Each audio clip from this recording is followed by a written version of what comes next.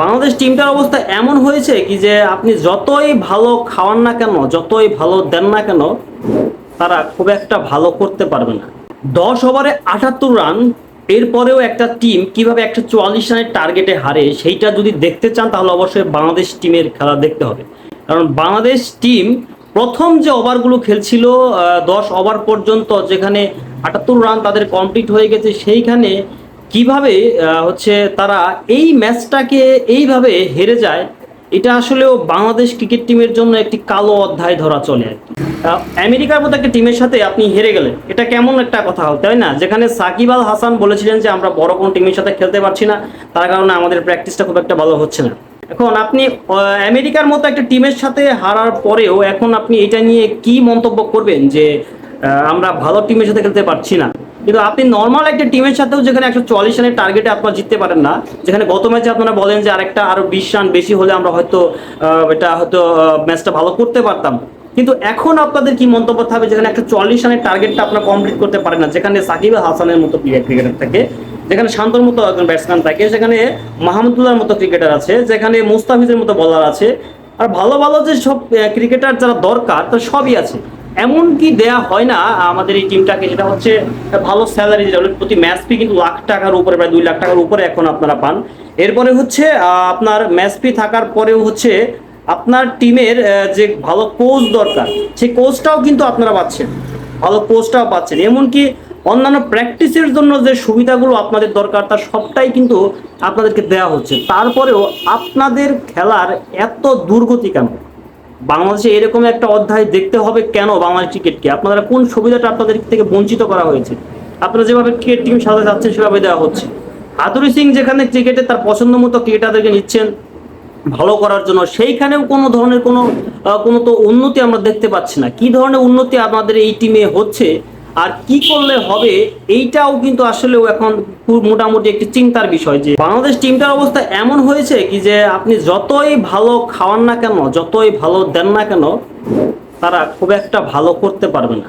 যেমনটা হচ্ছে আপনি একটা গরুকে খুব ভালো খাওয়াচ্ছেন, খুব ভালো সেবা যত্ন করছেন, তার যে চাহিদা মতো সবই দিচ্ছেন, কিন্তু তার কাছ থেকে বেশি দুধ আপনি পাচ্ছেন না।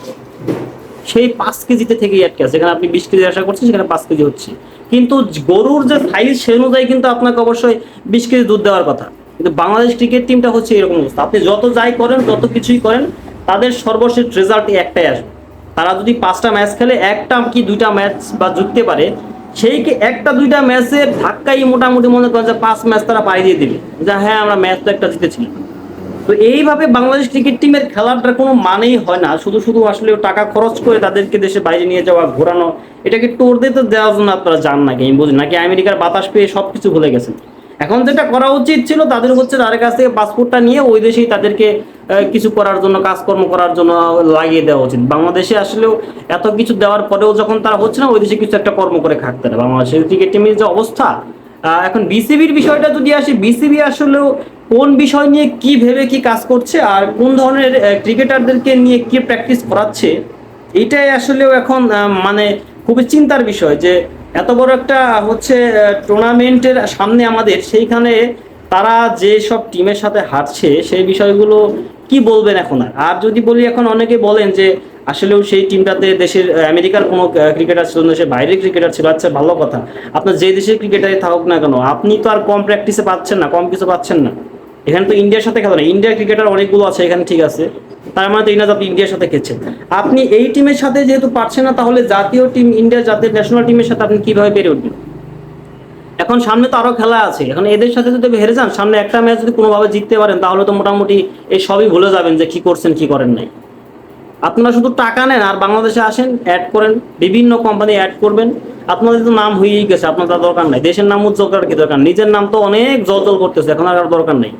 এই বিষয়গুলো নিয়ে এত কিছু করার পরেও যদি দেশের কোনো উন্নতিতে আপনার কাছে না আসেন, দেশের খেলার যদি এতটা অবনতি হয়, আপনাদের প্রত্যেকটা দলের, প্রত্যেকটা টিমের জন্য যে স্পন্সরগুলো দেওয়া হচ্ছে, যে পরিমাণ অর্থ খরচ করা হচ্ছে, আপনাদেরকে থাকা খাওয়ার থেকে শুরু করে সব ধরনের সুবিধা দেওয়া হচ্ছে, আপনারা জাস্ট রেগুলার ক্রিকেট প্র্যাকটিস করবেন, ভালো ভালো ম্যাচ খেলবেন, দেশটাকে একটু এগিয়ে নিয়ে যাবেন, দেশটার নাম একটু এগিয়ে নিয়ে যাবেন, এইটাই যদি আপনাদেরকে না হয়, সারা দেশ থেকে 11টা প্লেয়ার নেওয়া হয়েছে মাঠে নামানোর জন্য। সেইখানে যদি এইরকম একটা টিমের সাথে আমরা হেরে আসি, যেটা আমাদের প্রথম ম্যাচ আমেরিকার সাথে, এটা কিন্তু প্রথম ম্যাচ ছিল, সেই টিমের সাথে আপনারা যদি হেরে যান, তাহলে আপনারা ভবিষ্যতের বাকি যে ম্যাচগুলো আছে অন্যান্য দেশের সাথে, এখানে সিরিজ হেরেছেন আপনারা আমেরিকার সাথে, এটা আসলেও কতটা আপনাদের ব্রেনে কতটুকু আঘাত থেকে জানে। কিন্তু বাংলাদেশ যারা আবেগী, আমরা যারা ক্রিকেট দেখি, তারা কিন্তু খুবই আবেগী, কারণ এই ক্রিকেট বিষয়টা নিয়ে আবেগ দিয়ে ক্রিকেট চলবে না। কিন্তু আপনারা এটা মাথায় রাখতে হবে যে আমরা কাদের জন্য খেলতে আসছি, আমরা কার জন্য খেলতে আসছি। আমরা দেশের যে ক্রিকেটার যারা আমরা আছি, আমাদের দিকে সবাই তাকিয়ে থাকে আমরা কিছুটা করবো।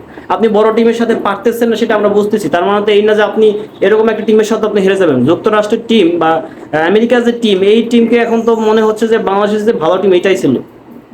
তারা কিন্তু বড় বড় কোনো ম্যাচ খেলে নাই, তারা কিন্তু বিশাল বড় বড় টিমের সাথে কোনো ম্যাচ খেলে নাই, আপনাদের সাথে প্রথম ম্যাচ খেলেছে। কিন্তু সেইখানে এইরকম খেলা, তারা তো অনেক কিছু দেখিয়ে দিয়েছে।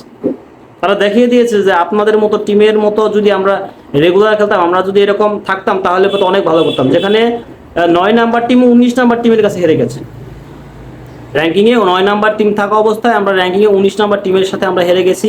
তাও শুধু একটা ম্যাচ হারিয়ে আমরা সিরিজটাই হেরেছি, যেখানে 144 রানের টার্গেটটা পর্যন্ত আমরা ফ্লাপ করতে পারি না। এরকম একটা হচ্ছে আমরা বাংলাদেশ টিম। কি দেওয়া হয় না আপনাদের, তারপরে একই অবস্থা আপনাদেরকে। এই বিষয়টা একটু আপনারা যদি চান, যদি খেলতে চান, তাহলে অবশ্যই ভালো করে খেলবেন। তারা যদি না পারেন, তাহলে রিটায়ার নিয়ে নেন, তাহলে খেলার দরকার নেই। এত ভালো ভালো একটা অভিজ্ঞ ক্রিকেটার দেওয়ার পরে যদি আপনাদের কোনো উন্নতি না হয়, তাহলে দরকার নেই খেলার। ধন্যবাদ সবাইকে, আসসালামু আলাইকুম।